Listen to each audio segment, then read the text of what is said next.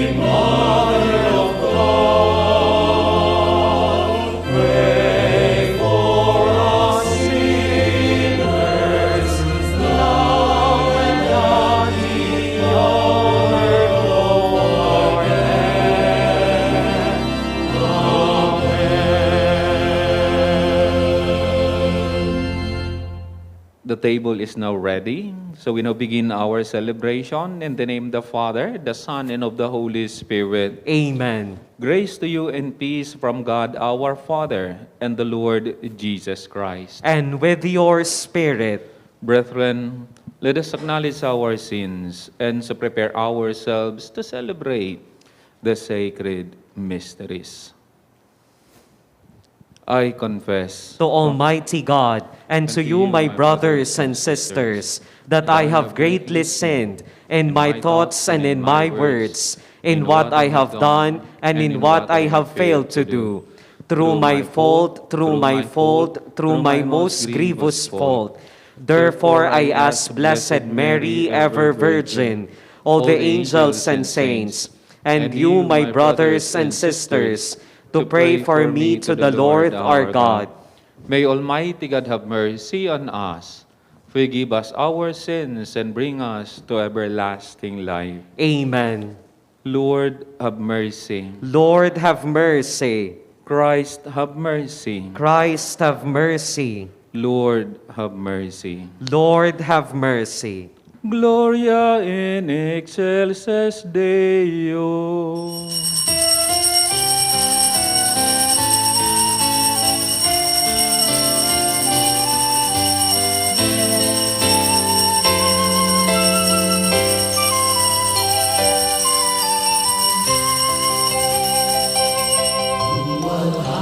Sa Diyos sa kaligtasan,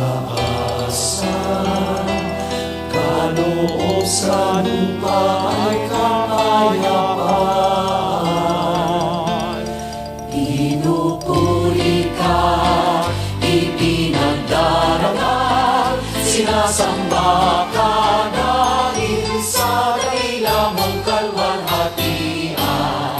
Panginoon naming Diyos, hari ng langit, amang makapangyarihan, Panginoong Jesucristo, bugtong na anak ng Diyos, Kordero ng Ama.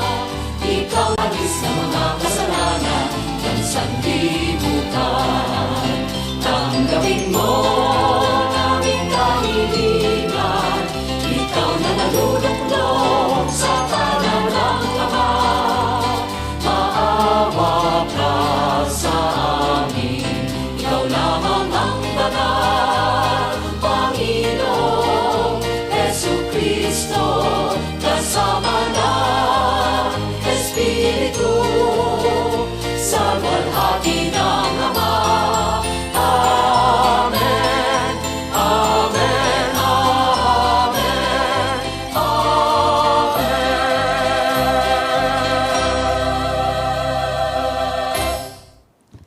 Let us pray. O God, who willed that your word should take on the reality of human flesh and the womb of the Virgin Mary, grant, we pray, that we who confess our Redeemer to be God and man may merit to become partakers even in his divine nature, who lives and reigns with you in the unity of the Holy Spirit, one God, forever and ever. Amen. Let us listen to the word of the Lord.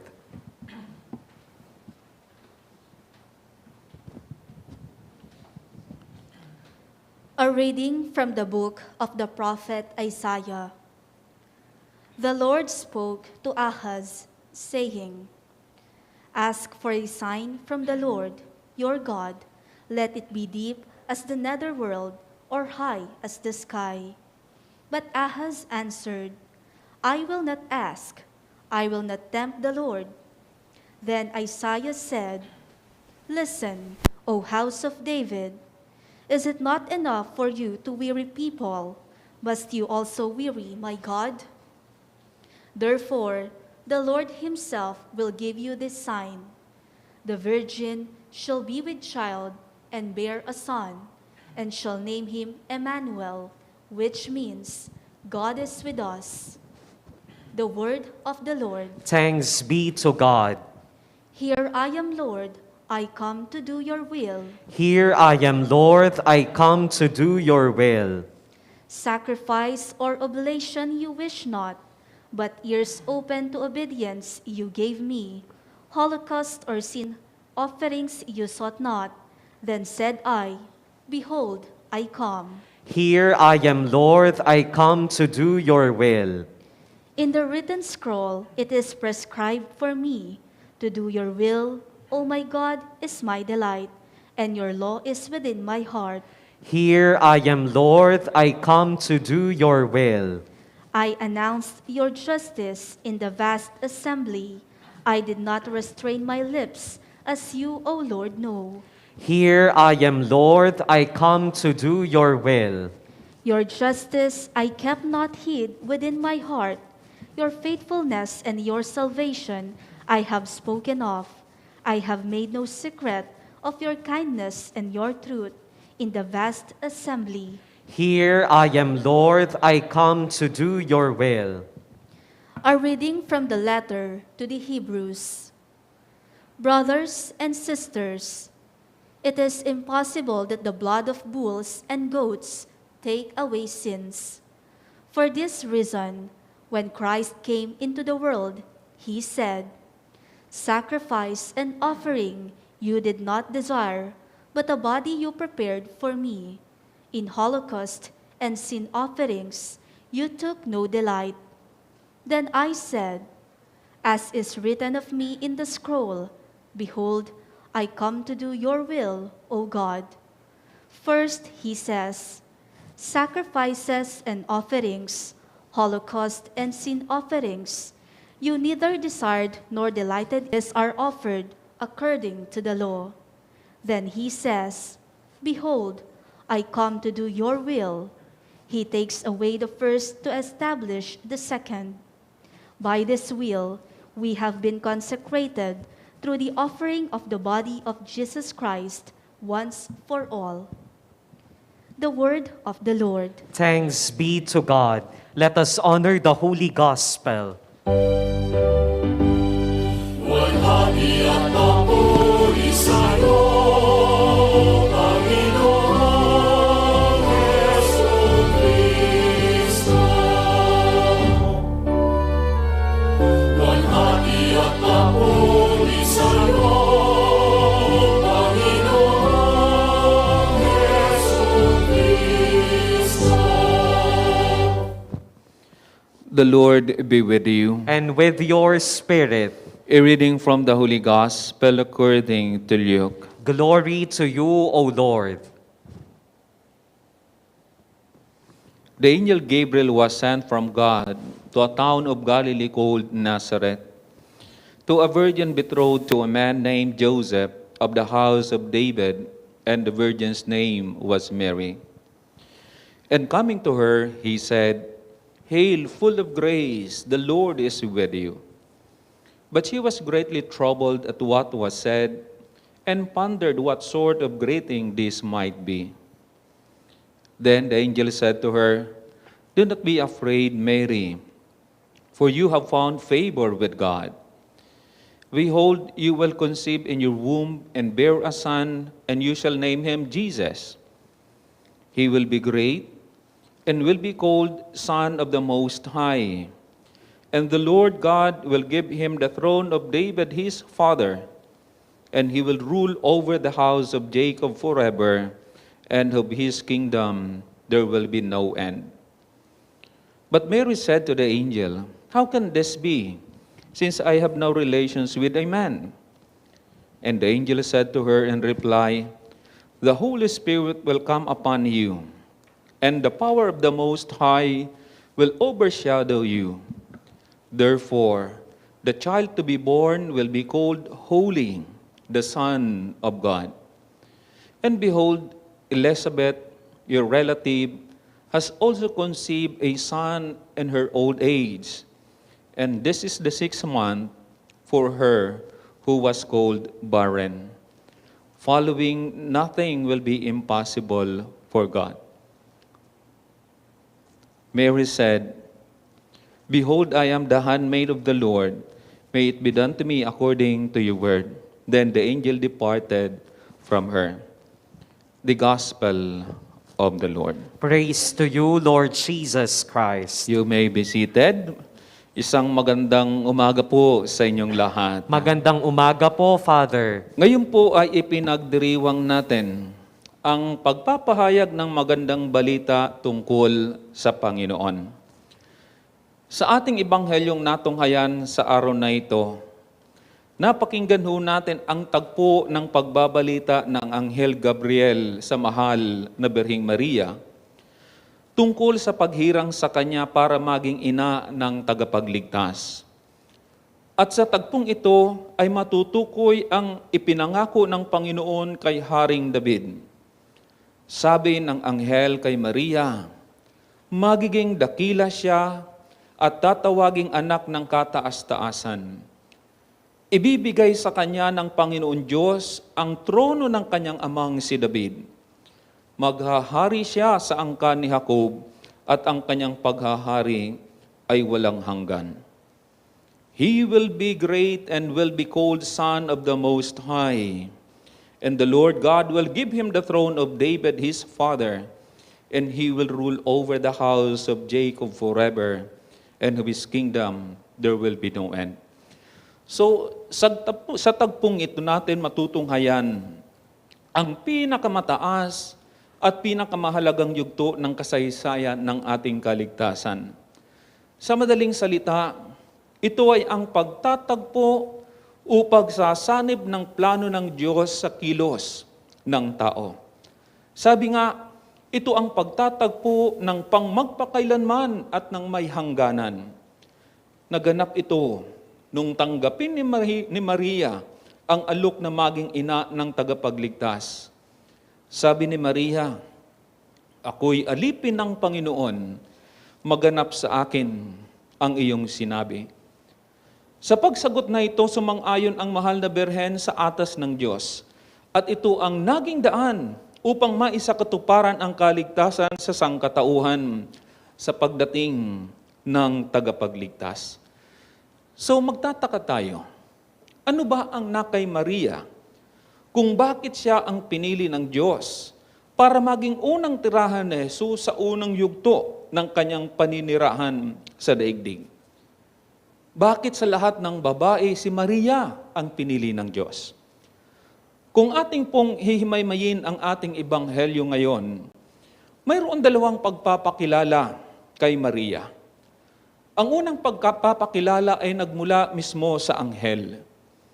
Ipinahayag niyang si Maria ay kinalulugdan ng Diyos at sumasa kanya ang Panginoon.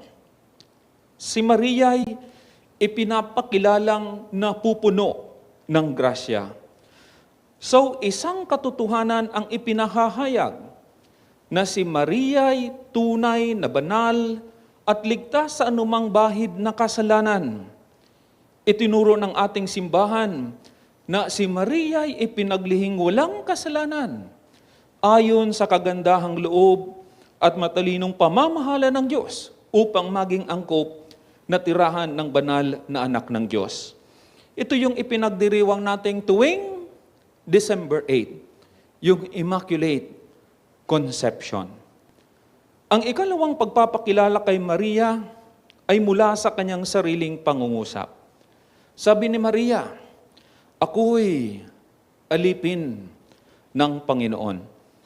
At ito'y dinugtungan niya ng pagpapahayag ng kagandahang pagsunod sa diwa ng pananampalataya ay garantiya na ang isisilang na tagapagligtas ay nasa matiwasay na tirahan. Ang mamanahin ni Jesus ay hindi na ang pagsuway ni Maria, ay pagsuway ni Eva, kundi ang pagsunod ni Maria. Bagamat masasabi nating pribilehiyo ni Maria ang maging unang tahanan ni Jesus sa daigdig, ang kanyang presensya ay inaalok niya sa bawat isa sa atin. At walang ibang magandang pagkakataon sa pag-alok na ito, kundi ngayong tayo nasa panahon ng paghahanda para sa Pasko ng pagkabuhay ng ating Panginoong Jesus. Hindi nagbabago ang pamantayan ng Diyos para sa kanyang paninirahan. Tulad ni Maria, kinakailangan malaya rin tayo sa kasalanan. Kaya nga sa ating pagtanggap ng mga sakramento, kasama na ang banal na Eucharistia, ay inaasahang magsisimuna tayo sa kasalanan at kung kailangan ay inaanyayahan tayong lumapit sa sakramento ng pakikipagkasundo. Tulad ni Maria, inaasahang tayo maging masunurin din sa Diyos. Ito ang kondisyong ibinigay ni Jesus. Ang sabi ng Panginoon, ang umiibig sa akin ay tutupad ng aking salita. Iibigin ng aking Ama at kami isa sa Kanya at mananahan sa Kanya. So karangalan ang mapiling pananahan ni Jesus. Bakit nating ipagkakait sa ating sarili ang dakilang karangalang ito? Gawin nating karapat-dapat na tahanan ni Jesus ang ating puso at kalooban. Gawin natin ang ating mga pamilya na unang kapaligiran ng pagdanas sa Kanyang pag-ibig. Pagtanggap, pag-unawa at pagpapatawad. Buuin natin ang ating pamayanan at pairalin dito ang Kanyang kapayapaan at katarungan. Patunayan nating totoo ang mabuting balita. Naging tao ang salita at siya'y nanirahan sa piling natin. So mga kapatid, sa tagpong ito, masasabi natin na ito ang katuparan ng pangako ng Diyos. Hindi lang para sa mga Hudyo, kundi para sa lahat ng tao. At dito ay kinakailangan ang pakikisa ng tao sa planong ito ng Diyos. Ito ang ginagampanan ng mahal na Birheng Maria. Ang kanyang sagot, ang naging hudya ng katuparan ng pangakong kaligtasan na handog ng Diyos para sa tao. Kailangan pala ang pagsang-ayon at pakikisa. Ang pagkilos sa bahagi ng tao para matupad ang pangakong paghahari ng Diyos sa buhay ng tao. Tunay ngang may hiwaga. Mga kapatid, sa panahon na ito ng paghahanda sa Pasko ng muling pagkabuhay, tinatawagan tayo ng Panginoon para kumilala at sumunod sa Kanya. Inaalok tayo ng buhay kung saan ang naghahari ay ang Diyos. Itugmanawa natin ang ating buhay sa landas ng kabutihan at kabanalan. Magawa nawa natin magpakababa at magpailalim ang ating kalooban sa Panginoon. Sana kagaya ng mahal na Birheng Maria, maibigay natin ng buong buo sa diwa ng pagpapakababa at pananalig, tanda ng pagiging masunurin ang ating pagtugon at pagsang-ayon. Opo, Panginoon, ako'y inyong abang alipin. Mangyari sa akin ang iyong pagliligtas ayon sa iyong hangarin.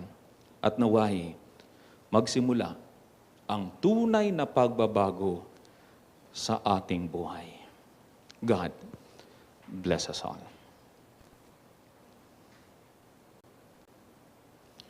we stand to profess our faith.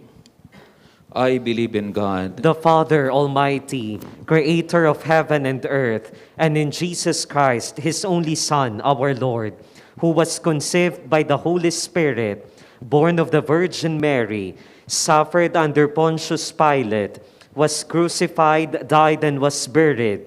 He descended into hell. On the third day, he rose again from the dead. He ascended into heaven and is seated at the right hand of God the Father Almighty. From there, he will come to judge the living and the dead. I believe in the Holy Spirit, the Holy Catholic Church, the communion of saints, the forgiveness of sins, the resurrection of the body, and life everlasting. Amen. as we celebrate the mystery of the eternal Word took flesh of the Virgin Mary, we pray that all Christians will take the same word into their hearts. Let our prayer be, Lord, have mercy. Lord, have mercy. May every Christian during this time of Lent rejoice in the will of God, as did Mary so long ago. Let us pray to the Lord. Lord, have mercy. May Christ dwell in our hearts through faith. Let us pray to the Lord. Lord, have mercy. May this solemnity of God's Son with us in the womb of Mary bring blessings of truth and peace to our Christian brothers and sisters who endure persecution because of their faith in Jesus. Let us pray to the Lord. Lord, have mercy. May the priest and people of the Lord's Annunciation Parish, San Vicente, Mexico, Pampanga, dedicated to Our Lady of the Annunciation, find in her Son the true meaning of their lives. Let us pray to the Lord. Lord, have mercy. May the love of the Lord strengthen families, encourage those with difficulties, and generate hope in all families and homes. Let us pray to the Lord. Lord, have mercy. May all the dead, especially those who passed away because of COVID-19, and those who passed away because of war, be remembered with gratitude and share eternal glory. Let us pray to the Lord. Lord, have mercy. May the Lord accept our intentions, especially for our safety against COVID-19. Complete healing for those who are affected by this virus and for the victims of war. Our prayers for our frontliners, the intentions of all our radio listeners and Facebook Live viewers, the special intentions being sent in the different programs of our radio, the special intentions of the radio station of our Archdiocese, for peace in the world, especially in Ukraine and Russia, and for the safe travel of Oscar Correa. Let us pray to the Lord. Lord, have mercy. Father, as your Son was conceived at the message of an angel, so may we receive the gospel of Jesus, knowing that we no longer live alone, but that Christ lives within us, He who is Lord forever and ever. Amen. Together we sing the hymn for the preparation of the gifts.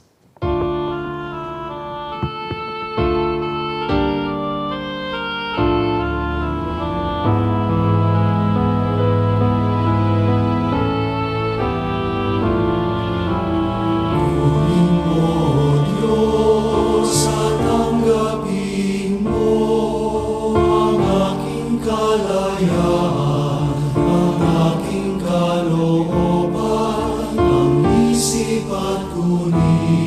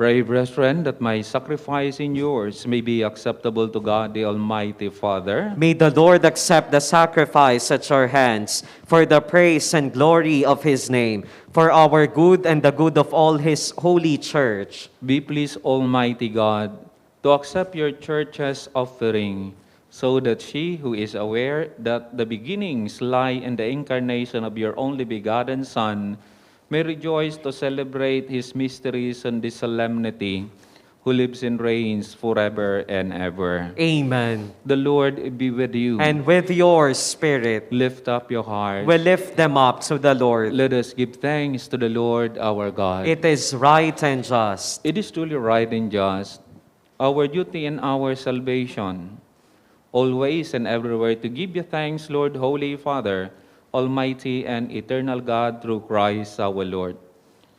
For the Virgin Mary heard with faith that the Christ was to be born among men and for men's sake. By the overshadowing power of the Holy Spirit, lovingly she bore him in her immaculate womb, that the promises to the children of Israel might come about, and the hope of of nations be accomplished beyond all telling. Through him, the host of angels adores your majesty and rejoices in your presence forever. May our voices, we pray, join with theirs in one chorus of exultant praise as we acclaim.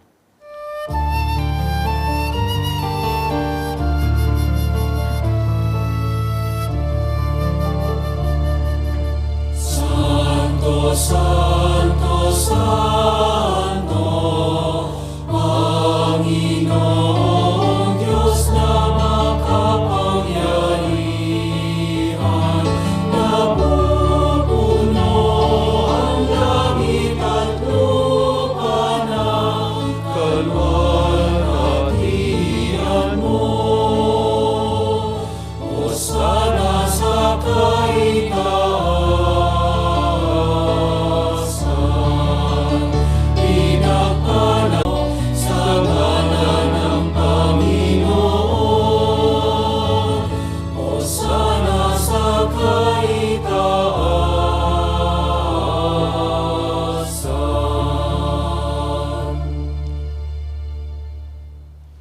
You are indeed holy, O Lord, the fount of all holiness. Make holy, therefore, this gift, we pray, by sending down your Spirit upon them like the dew fall, so that they may become for us the body and blood of our Lord Jesus Christ. At the time he was betrayed and entered willingly into his passion, he took bread, and giving thanks, broke it, and gave it to his disciples, saying, "Take this, all of you, and eat of it, for this is my body, which will be given up for you."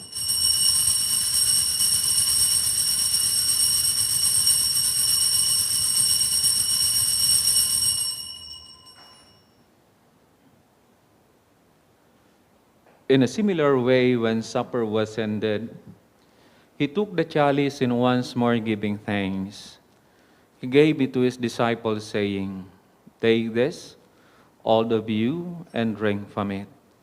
For this is the chalice of my blood, the blood of the new and eternal covenant, which will be poured out for you and for many, for the forgiveness of sins. Do this in memory of me."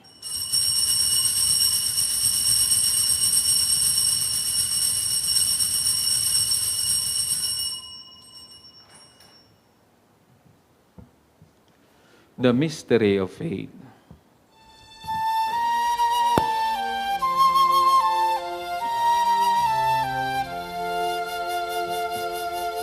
Si Kristo'y namatay, si Kristo'y nabuhay, si Kristo'y babalik sa wakas ng panahon. Therefore, as we celebrate the memorial of his death and resurrection, we offer you, Lord, the bread of life and the chalice of salvation, giving thanks that you have held us worthy to be in your presence and minister to you. Humbly we pray that partaking of the body and blood of Christ, we may be gathered into one by the Holy Spirit. Remember, Lord, your church is spread throughout the world, and bring her to the fullness of charity, together with Francis, our Pope, and Florentino, our Bishop, Pasiano, our Bishop Emeritus, and all the clergy. Remember also our brothers and sisters who have fallen asleep in the hope of the resurrection, and all who have died in your mercy. Welcome them into the light of your face. Have mercy on us all, we pray, that with the Blessed Virgin Mary, Mother of God, with Blessed Joseph, her spouse, with the blessed apostles, and all the saints, Saint Ferdinand, Saint Gabriel the Archangel, who have pleased you throughout the ages, we may merit to be co-heirs to eternal life, and may praise and glorify you through your Son, Jesus Christ. Through him and with him and in him, O God, Almighty Father, in the unity of the Holy Spirit, all glory and honor is yours forever and ever. Amen, amen, amen, Amen. Amen. Amen. amen. At the Savior's command, informed by divine teaching, we dare to say,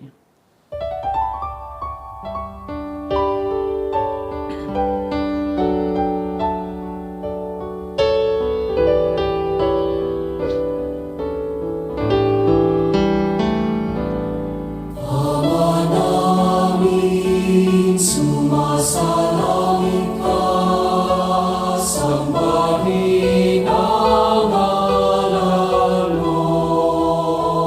Mapasa amin ang kaharian mo, sundin ang loob mo. Dito sa lupa para ng sa langit, bigyan mo po kami ngayon ng aming kakain sa araw-araw, at patawarin mo kami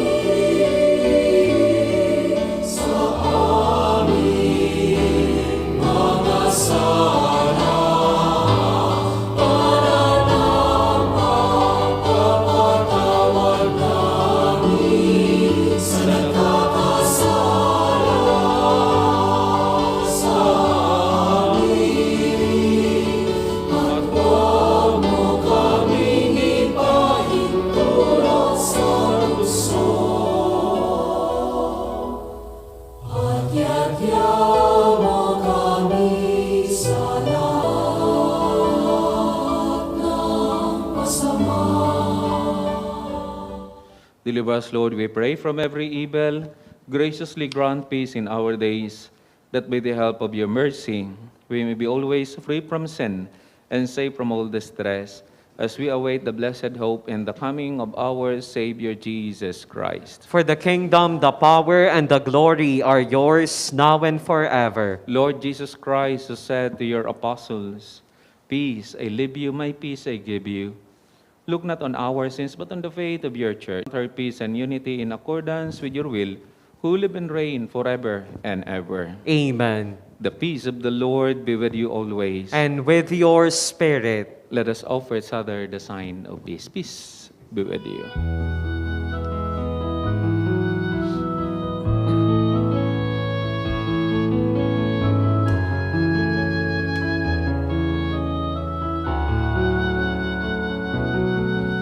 Cordero ng Diyos na nag-aalis ng mga kasalanan ng mundo, maawa ka sa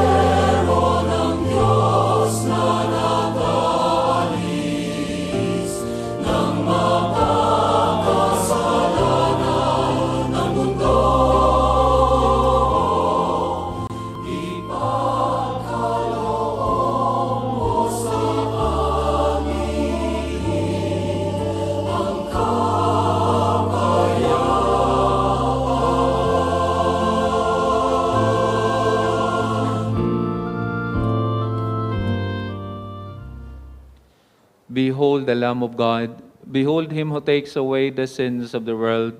Happy are those who are invited in this holy meal. Lord, I am not worthy that you should enter under my roof, but only say the word, and my soul shall be healed.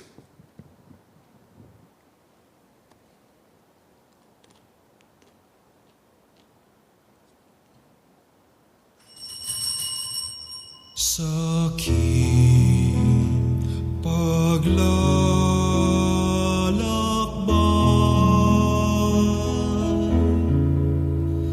sa bundok ng buhay,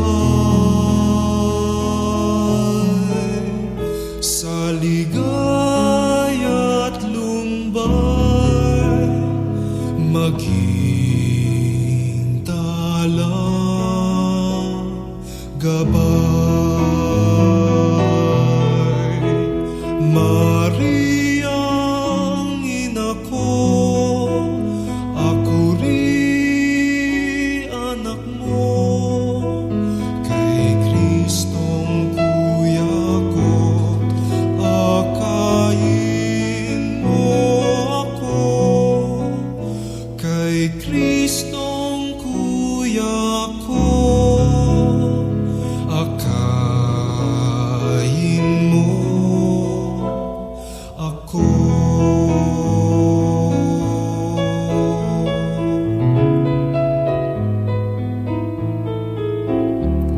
Maging aking tulay sa langit kong pakay, sa bingit ng hukay ng aking kamay. Mariang ina ko, ako rin anak mo, kay Kristong kuya ko, akayin mo ako. Kay Kristong kuya ko, akayin mo ako.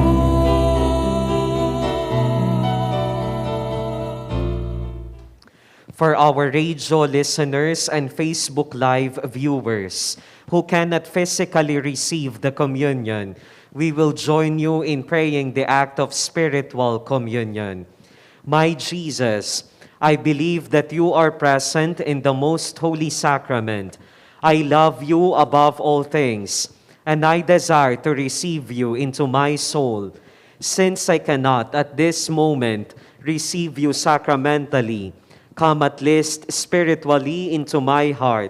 I embrace you as if you were already there, and unite myself wholly to you. Never permit me to be separated from you. Amen. Please all rise. Let us pray. Confirm in our minds the mysteries of the true faith. We pray, O Lord, so that confessing that he who was conceived of the Virgin Mary is true God and true man, we may, through the saving power of his resurrection, merit to attain eternal joy through Christ our Lord. Amen. Please all kneel for the prayer of consecration of Ukraine and Russia to the Immaculate Heart of Mary. O Mary, Mother of God and our Mother, in this time of trial we turn to you. As our Mother, you love us and know us. No concern of our hearts is hidden from you. Mother of mercy, how often we have experienced your wonderful care. Why you never cease to guide us to Jesus, the Prince of Peace. Yet we have strayed from that path of peace. We have forgotten the lesson learned from the tragedies of the last century, the sacrifice of the millions who fell in 2 world wars. We have disregarded the commitments we made as a community of nations. We have betrayed people's dreams of peace and the hopes of the young. We grew sick with greed. We thought only of our own nations and their interests. We grew indifferent and caught up in our selfish needs and concerns. We chose to ignore God, to be satisfied with our illusions, to grow arrogant and aggressive, to suppress innocent lives, and to stockpile weapons. We stopped being our neighbor's keepers and stewards of our common home. We have ravaged the garden of the earth with war, and by our sins, we have broken the heart of our Heavenly Father, who desires us to be brothers and sisters. We grew indifferent to everyone and everything except ourselves. Now, with shame, we cry out, "Forgive us, Lord." Holy Mother, amid the misery of our sinfulness, amid our struggles and weaknesses, amid the mystery of iniquity that is evil and war, you remind us that God never abandons us, but continues to look upon us with love, ever ready to forgive us and raise us up to new life. He has given you to us and made your Immaculate Heart a refuge for the Church and for all humanity. By God's gracious will, you are ever with us, even in the most troubled moments of our history. You are there to guide us with tender love. We now turn to you and knock at the door of your heart. We are your beloved children. In every age, you make yourself known to us, calling us to conversion. At this dark hour, help us and grant us your comfort. Say to us once more, "Am I not here, I who am your mother?" You are able to untie the knots of our hearts and of our times. In you we place our trust. We are confident that especially in moments of trial, you will not be deaf to our supplication and will come to our aid. That is what you did at Cana in Galilee. When you interceded with Jesus and he worked the first of his signs, to preserve the joy of the wedding feast, you said to him, "They have no wine." Now, O Mother, repeat those words and that your prayer, for in our own day we have run out of the wine of hope. Joy has fled, fraternity has faded. We have forgotten our humanity and squandered the gift of peace. We open our hearts to violence and destructiveness. How greatly we need your maternal help. Therefore, O Mother, hear our prayer. Star of the sea, do not let us be shipwrecked in the tempest of war. Ark of the New Covenant, inspire projects and paths of reconciliation.